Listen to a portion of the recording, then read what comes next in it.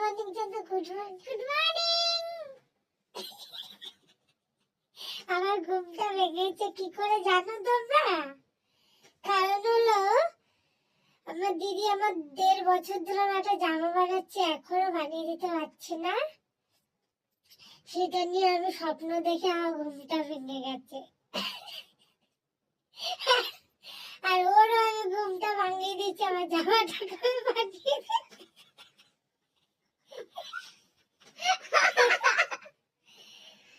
তাই সকাল সকালে দেখো মুখটা কেমন এসছে, ভালো এবার এসছে।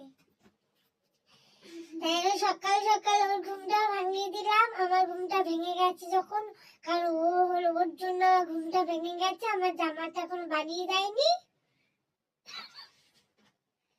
কবে বানিয়ে দেবে তাও বলছে না, শুধু বলে কালকে বানিয়ে দেবো, কালকে বানিয়ে দেবো, এখনো বানিয়ে দেয় না। কাল আসেনি আমার জীবনে।